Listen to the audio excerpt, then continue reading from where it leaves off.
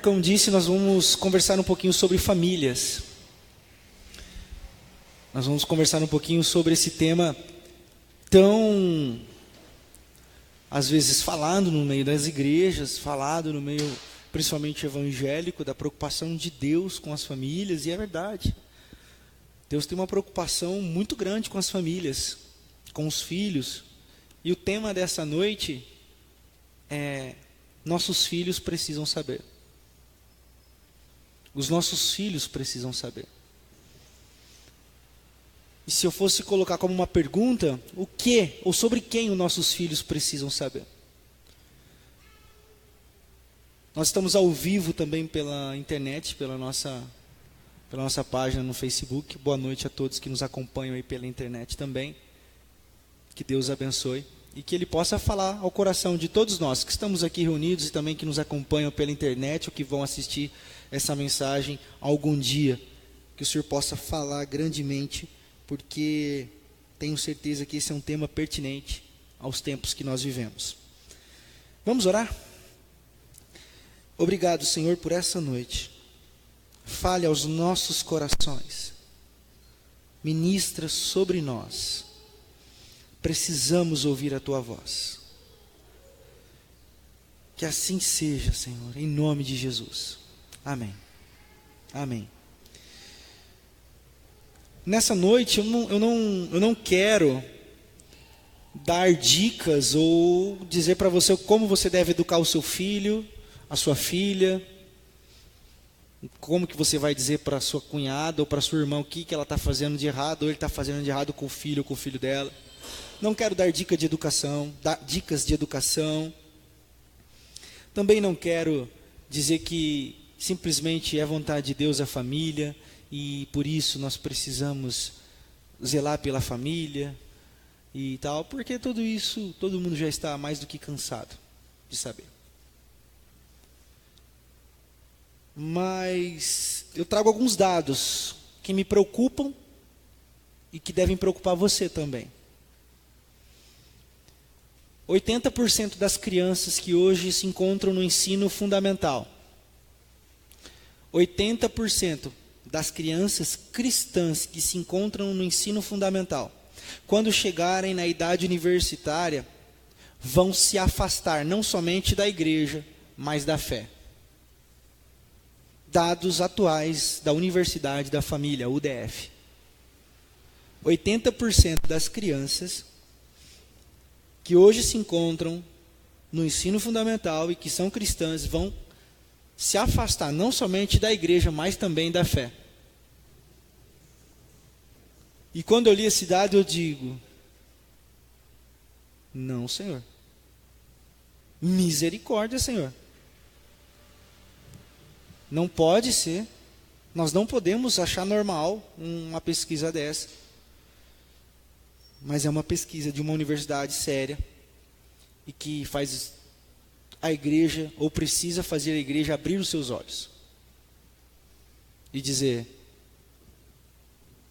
por onde estamos indo? Para onde estamos indo? E eu fiz essa pergunta para mim: Senhor, o que os meus filhos precisam saber? E eu quero colocar isso no coletivo agora. O que os nossos filhos precisam saber? Sobre quem os nossos filhos precisam saber? E é sobre isso que nós vamos meditar essa noite. E para começar, depois desses dados que eu dei para vocês, eu quero dizer que uma verdade, para ela ser verdade, ela tem dois meios de ser comprovada. A primeira é cientificamente. Por exemplo, se eu disser assim: vou soltar essa Bíblia e ela vai cair, porque existe a força da gravidade. E você pode dizer para mim: eu não acredito. Eu vou dizer: o problema é seu, vai cair. Sim ou não? Ah, mas eu não concordo com a lei da gravidade. O problema é só seu também, ela vai cair. Porque a força da gravidade já está comprovada cientificamente que é verdade. Então, a ciência ou o método de instrumento de se provar a verdade, pelo método científico, quero dizer, é você testa, condiciona, prova, tem um resultado. Você faz a mesma operação várias vezes, você testifica que aquilo é verdade. E a outra forma de confirmar uma verdade é a forma de testemunho. O testemunho. Daqui a 30 anos, quando nós dizermos assim para os nossos filhos, o Marcão deu um recado sobre o ministério infantil. O Marcão falou algumas coisas sobre o ministério infantil. Mas não tem nenhum registro. Aí vão dizer assim, eu estava lá. Fulano também estava lá. Eu falo, não, eu estava lá também. Aí o outro vai dizer, não, eu também estava lá também. Eu também estava. Então, vamos comprovar através das testemunhas que é verdade. O Marcos deu um recado na noite do dia 30 de julho, na primeira igreja batista em Botucatu. Então, testemunho. Ok. Se Deus não é objeto de ciência, se Deus não pode ser condicionado a um laboratório ou teste científico, o que nos resta para dizermos Deus é verdadeiro? O testemunho. O testemunho. E Deus trabalha nessa perspectiva. Deus trabalha dessa forma. Nós temos, por exemplo, a festa da Páscoa. Nós temos a festa da Páscoa, que, se eu não me engano,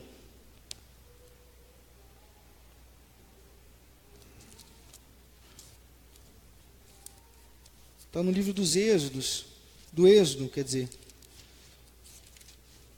no capítulo 12, isso. No capítulo 12 de Êxodo, nós temos a Páscoa do Senhor. Páscoa, um evento muito interessante na história do povo hebreu. O que acontece aqui? Acontece aqui que o povo está escravo do Egito e que o Senhor dá uma ordem ao povo. Vocês precisam sair. Só que para sair, eu quero que vocês façam algumas coisas. E aí está descrito aí no capítulo 12 o que o Senhor quer que seja feito. E ele dá uma ordem muito interessante. Ele diz assim, vocês vão matar um novilho novo, novilho, ovelha ou cabrito, né? Vocês vão matar, vão passar nos umbrais da porta, vão comer, e quando eu disser, vaza todo mundo, porque o anjo do Senhor vai passar, e aonde não estiver marcado com sangue nos umbrais da porta, vai morrer o primogênito. Ok. E ele diz mais, ele diz assim, vocês vão repetir esse ato perpetuamente. Quase não saiu, hein? Vocês vão repetir esse ato perpetuamente. Para que os filhos de vocês saibam. Porque é muito interessante. Você pode imaginar os pais ali, no Egito, escravo, e quando ele pega a ovelhinha, a criança diz assim, papai, não mate. Ele diz assim, filho, se eu não matar, vai dar ruim. E a criança não vai entender muito.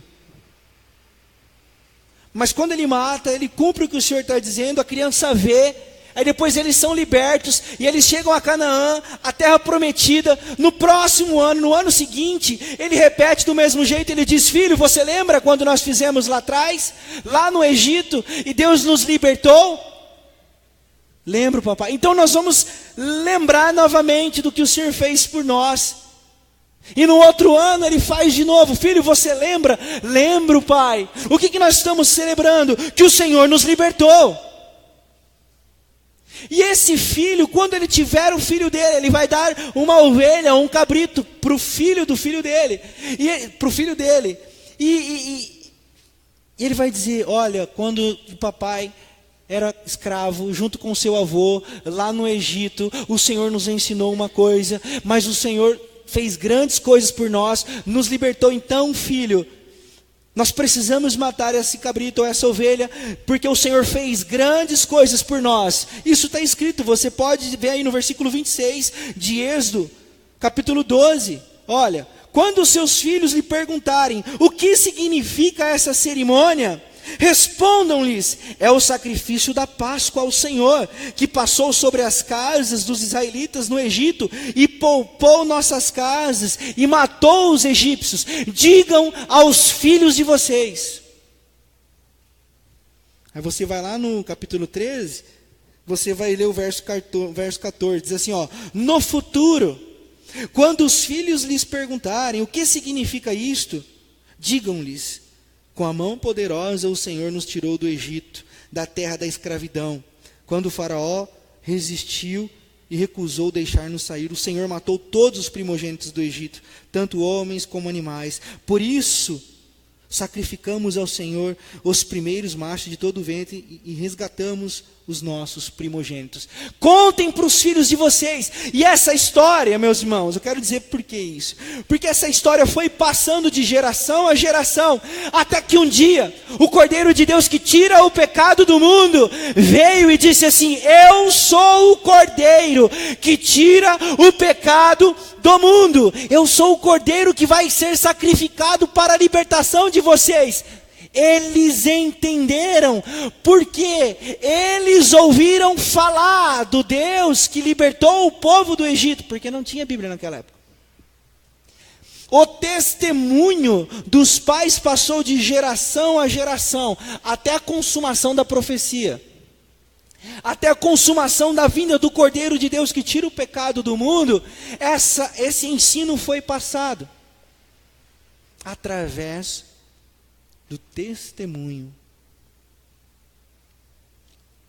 Por isso, dadas essas informações iniciais, eu convido você a abrir comigo a sua Bíblia em Deuteronômio. Abra comigo a sua Bíblia em Deuteronômio. E esse é o nosso texto base de hoje. Deuteronômio, capítulo 5, versículo de número 16.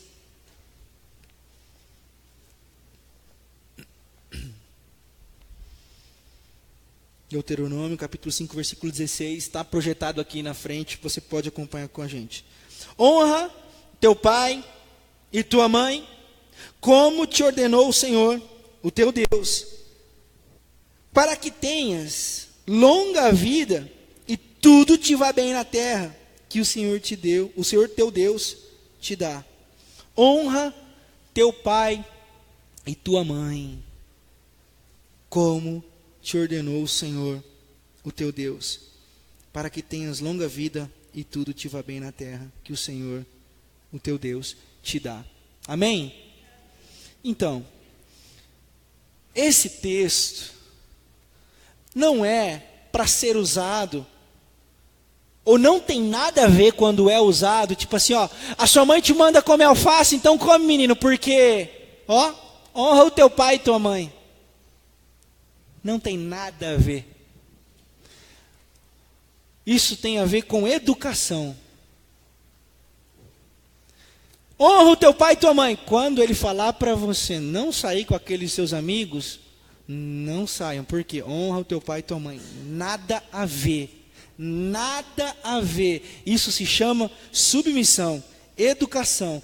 O texto está ensinando outra coisa, é sobre o ensinamento desse texto que eu quero falar hoje. Honra o teu pai e tua mãe. Mandei comer couve e foi para o McDonald's. Aí, ó. Honra o teu pai e tua mãe. Nada a ver. Nada a ver. É por isso que o apóstolo Paulo vai dizer lá em Efésios, no capítulo 6, no verso 1, ele vai dizer assim: filhos, Honrem ou obedeçam seus pais no Senhor. O que esse texto está dizendo? Está dizendo assim: honra o teu pai e tua mãe nas coisas que o Senhor manifestou através da vida deles. O problema é que nós vivemos tempos onde os pais não têm inspirado os filhos.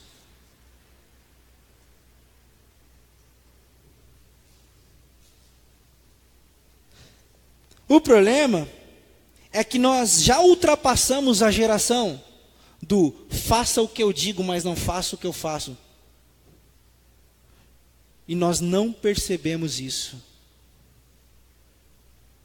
Nós vivemos uma geração que ouve com os olhos. Nós vivemos uma geração que está atenta a tudo o que os pais fazem. Deixa eu dizer uma coisa para você. Os filhos passam na igreja, por ano, 72 horas. E por ano passam 3.600 horas com os pais.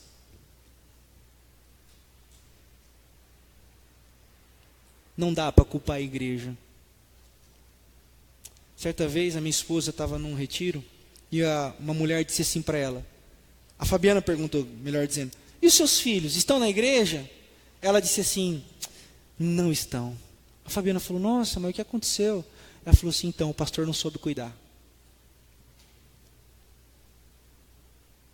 O problema da igreja é sempre o pastor, diácono, a diaconisa. Só que as crianças passam 72 horas na igreja, 3.600 com os pais. E nós já vivemos uma geração que ouve com os olhos.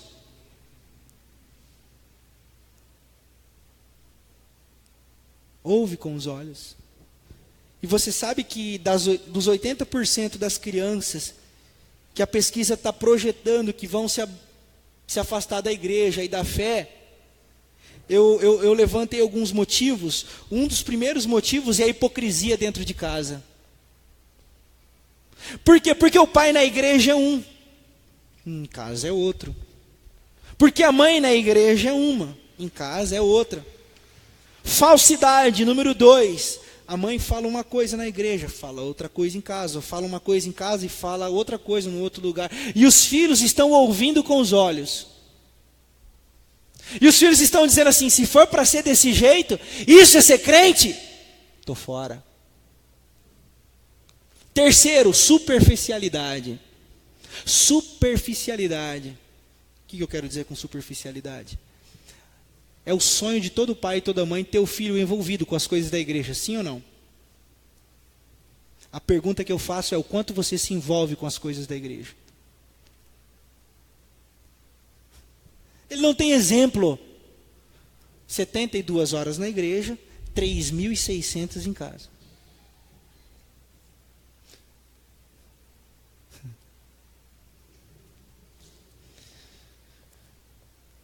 Quantos querem que os filhos tenham relacionamentos com o pessoal da igreja, com amigos da igreja, que caminham junto na mesma fé? Se não na mesma igreja, mas na mesma fé. Amém ou não amém? Amém, né? Aí eu pergunto para você: quem são os seus relacionamentos? Aonde estão os seus relacionamentos na igreja? Você tem? Você tem amigos da igreja? Você se relaciona na igreja? Os nossos filhos precisam saber. Mas se nós voltarmos lá para o livro dos Êxodos, no capítulo 12, nós vamos ver: contem aos vossos filhos. E se você abrir comigo, um pouquinho aí depois, Deuteronômio capítulo 11, versículo 18 e 19, você vai ver uma coisa muito interessante. Vamos ler? Versículo 11, 18 e 19.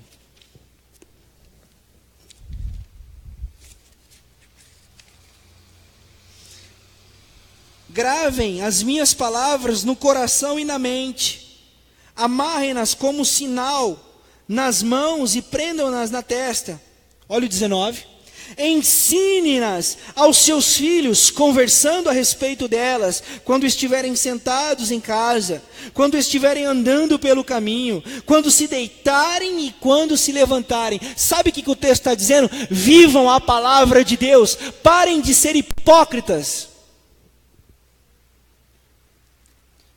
Sejam integrais na vida que vocês levam. Não tenham vida dúbia, porque isso contamina os filhos de vocês. Os filhos de vocês precisam saber que Deus é real na vida de vocês e que Deus foi Deus o suficiente para mudar a sua vida e te transformou. Por isso que te colocou numa comunidade. E o pai e a mãe que você é na comunidade é o pai e a mãe que ele vê em casa, com a família, com os amigos, se relacionando. Os nossos filhos precisam saber desse Deus que muda de verdade a vida.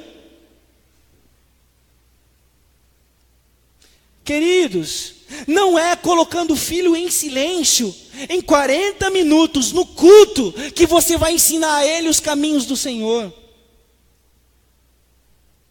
Eu recebi uma mensagem de um grupo de pastores, onde tinha 15 passos para educar o seu filho nos caminhos do Senhor. Eu falei, aquilo ali é passo para desviar o seu filho dos caminhos do Senhor. Diga a ele para ficar em silêncio no culto. Enquanto o pastor prega, peça a ele para desenhar o que ele vê no culto. Irmãos, nós vivemos uma geração que com 2 anos de idade desbloqueia telefone no touch, que com 6 anos muda a senha no Windows 10.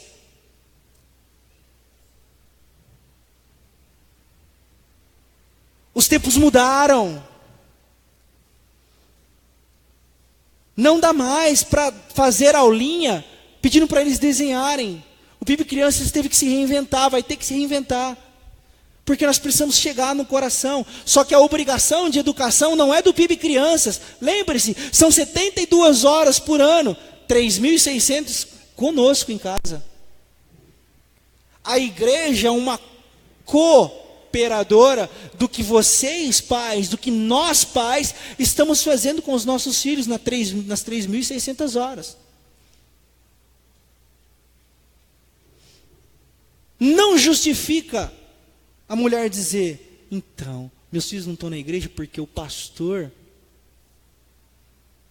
que tem pastor pilantra, que tem pastor pica-fumo, que tem pastor que não presta, pra caramba, muito, e não é pouco não. Mas a minha oração é que quando eles se depararem com esses pilantras, vagabundos, desonestos, charlatões, eles possam olhar para dentro de casa e dizer assim, isso aí não é coisa de Deus. Coisa de Deus é o meu pai e minha mãe. Eu vi o que Deus fez na vida deles. E meu pai e minha mãe me ensinaram o que é seguir o caminho de Deus. Então não importa o que o fulano de tal na igreja de tal fez, porque eu sei quem é Deus. Eu sei o que Deus fez na vida do meu pai e da minha mãe. E eu vi Deus na vida do meu pai e da minha mãe.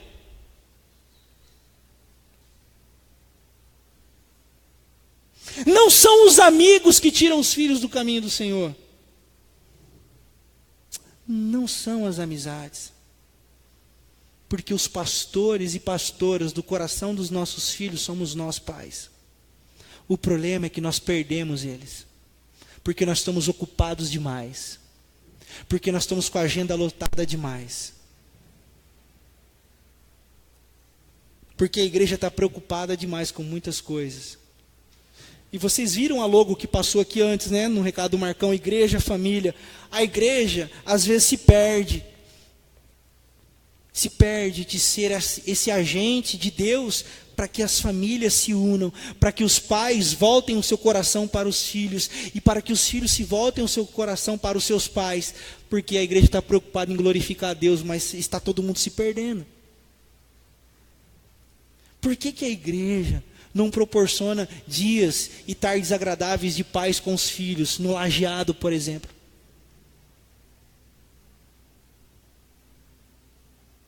Por que você, pai, você, mãe, não se envolve com as coisas da igreja? E faz disso um prazer para você e para a sua casa? Porque, na realidade, nós vivemos dois extremos, irmãos. O problema é que a gente é extremo. A gente é 8 ou 80. Ou é azul, ou é vermelho, ou é mortadela, ou é coxinha.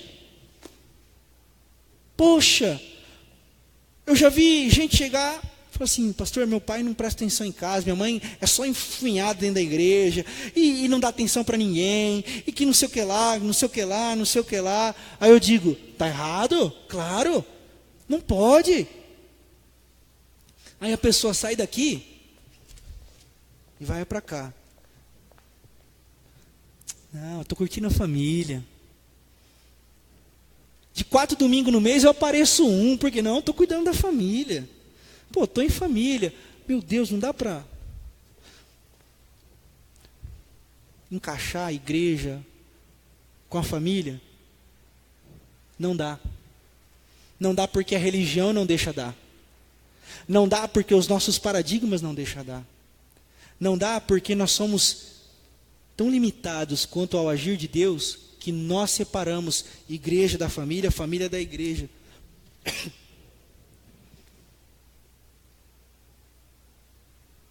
Nós fazemos da igreja aquilo que às vezes é pesado para nós.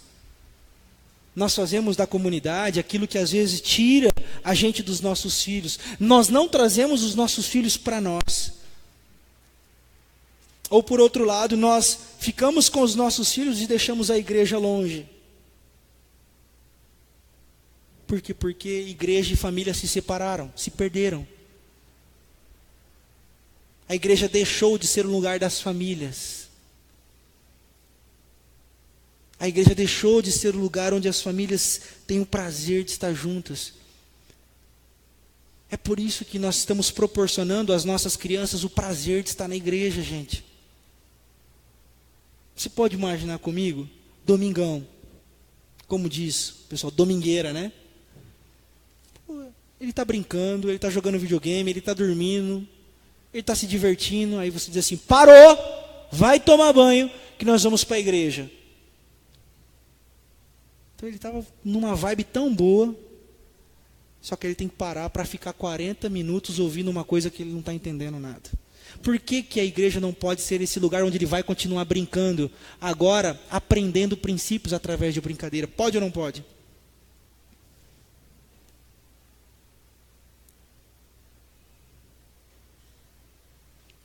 Por que que nós não podemos servir na comunidade e inspirar os nossos filhos quanto o quão bom é servir a Deus numa comunidade?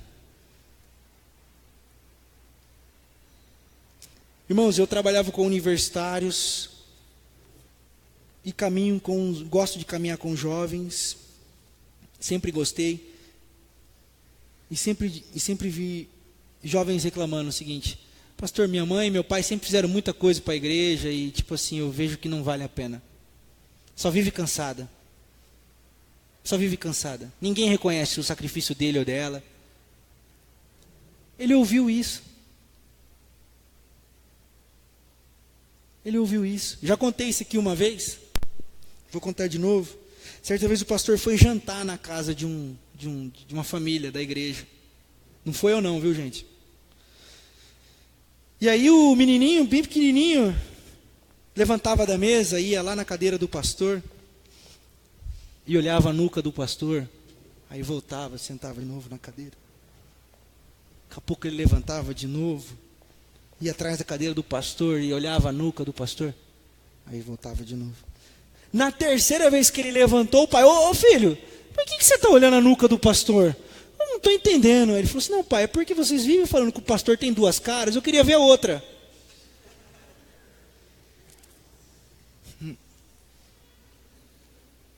O que é que os nossos filhos precisam saber?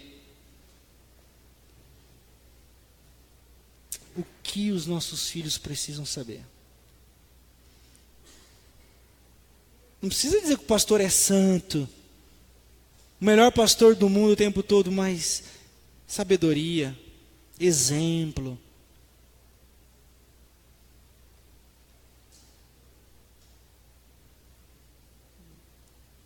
nós temos proporcionado na nossa comunidade, queremos proporcionar na nossa comunidade, esse espírito onde os pais possam ter um lugar em que eles se tornem seres humanos melhores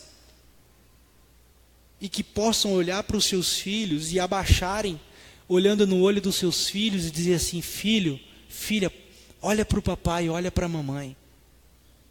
E não somente faça o que eu digo, mas pode fazer o que eu faço, porque esse é o caminho do Senhor para você. Amém? Os nossos filhos precisam saber. E é nesse espírito de falarmos de Deus para os nossos filhos e evidenciarmos Deus nas nossas vidas, que o Senhor vai falando ao coração deles e eles vão passar a ter as experiências deles com Deus.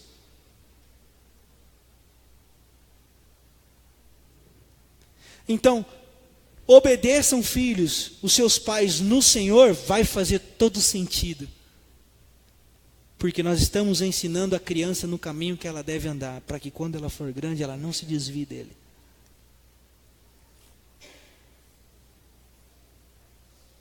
Aí eu conversando sobre essas coisas com alguém, e se alguém disse assim para mim: mas um dia eles voltam. Eu olhei assim, fiz o meu olhar fulminante. Falei assim: eu não estou disposto a apostar a vida dos meus filhos. Eu perguntei: você está?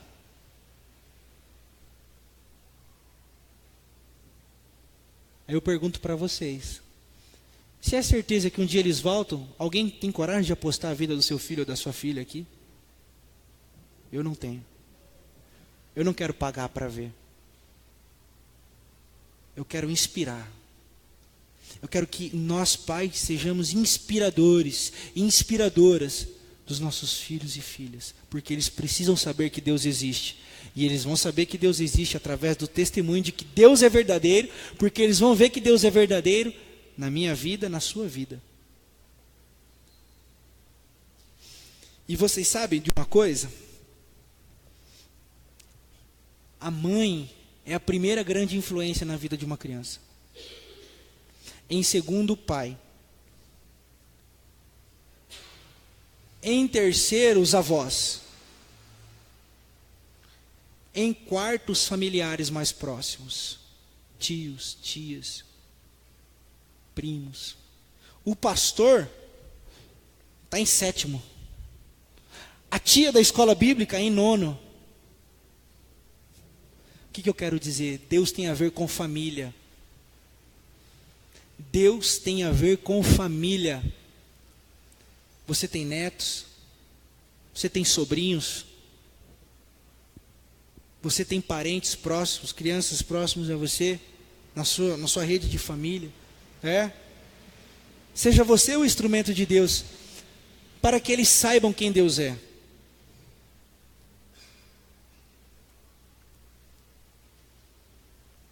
Nossos filhos precisam saber.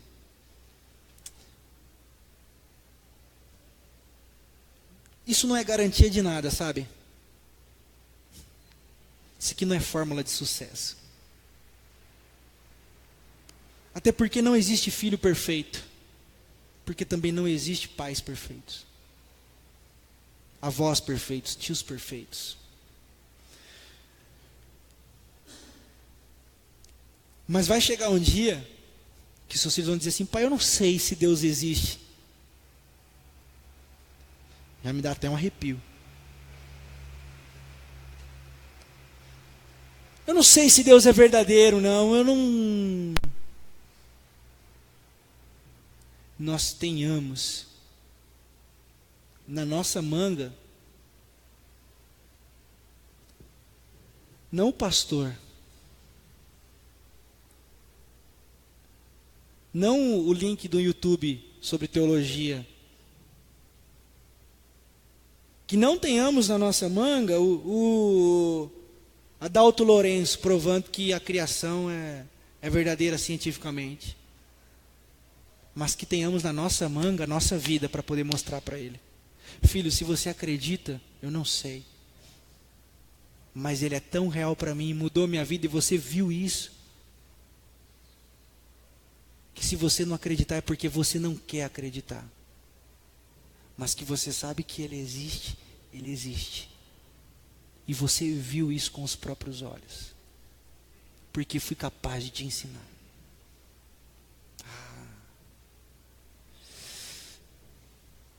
Poderemos deitar tranquilo na nossa cama. Não tranquilo porque saberemos que eles estão em dúvida, né?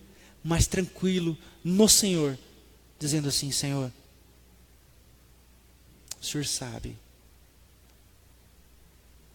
que eu fui instrumento do Senhor para a vida dele, para a vida dela, e que essa crise vai passar. Essa crise vai passar. O que os nossos filhos precisam saber? Que Deus é real. Que vale a pena acreditar na igreja. Que vale a pena ter irmãos, amigos na igreja. Que vale a pena servir pessoas. Que vale a pena fazer o bem. Que vale a pena ser seres humanos bons. E através de quem ele vai saber? Que Deus nos ajude. Que Deus possa, como pais, como família,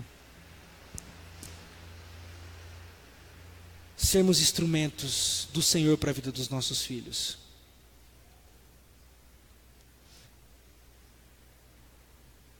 Para concluir, tempos atrás eu me perguntei, que eu tenho um certo problema de ficar repetindo toda vez as mesmas coisas, sabe? Eu tenho uma dificuldade em fazer as mesmas coisas sempre, gente do céu. Que eu fico me perguntando, por que eu estou fazendo esse negócio? Esses dias, Senhor, por que eu vou na igreja todo domingo? O Senhor já não sabe quem eu sou? O Senhor já não sabe o que eu preciso? O Senhor já não sabe do meu coração? O Senhor já não sabe? E o Espírito Santo falou assim: sei sim, Senhor, Renato. Eu falei, então.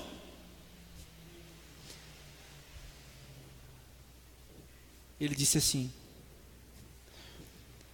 os seus filhos precisam saber. Aí eu lembrei do texto de Êxodo. Repitam perpetuamente, meu Deus, perpetuamente a Páscoa, lembrando as grandes coisas que o Senhor fez por vocês. Aí ele disse assim: entendeu, Renato? Eu falei, é disso que eu estava falando, Senhor. É por isso que eu vou na igreja todo domingo, Senhor. Exatamente. Para olhar nos olhos dos meus filhos e dizer sim, é verdade. Estamos nós aqui novamente. Para quê, Pai? Para agradecermos ao Senhor pelas grandes coisas que Ele tem feito. E no outro domingo, para agradecermos ao Senhor pelas grandes coisas que Ele tem feito. E na segunda, para agradecer ao Senhor as grandes coisas que Ele tem feito. E na terça, olha filho, olha filha, vale a pena acreditar no Senhor, porque grandes coisas Ele tem feito por nós.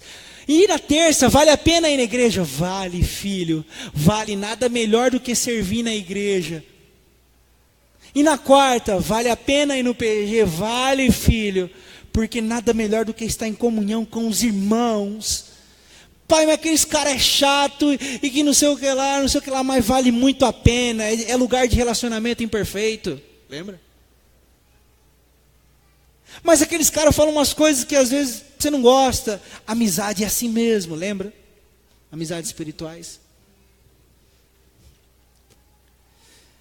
E nisso eles vão vendo que vale a pena pertencer à igreja, vale a pena servir ao Senhor. Nisso, igreja e família cumprem o seu papel. Nisso o Senhor se alegra. Nisso Deus se manifesta. E todos nós somos ricamente abençoados. Que nessa noite seja um início do mover de Deus para a nossa igreja. Nós iniciamos a série Igreja Família, Família e Igreja. É só o começo de uma grande jornada. Muitas coisas precisam mudar e vão mudar para a glória de Deus, porque os nossos filhos precisam saber. Amém?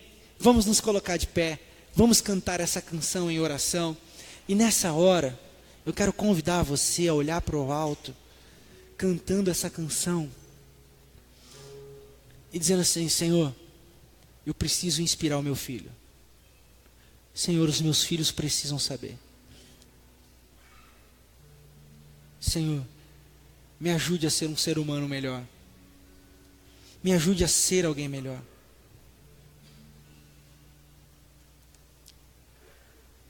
Eu tenho um sonho que no dia que eu morrer, as pessoas cheguem no caixão e olhem para os meus filhos e falem assim: o seu pai foi um grande cara, a sua mãe foi uma grande mulher. Não fica triste não, porque ele fez o melhor. E o meu filho olhe para ele e diga assim: é verdade. É verdade. Meu pai me inspirou quanto ao Senhor.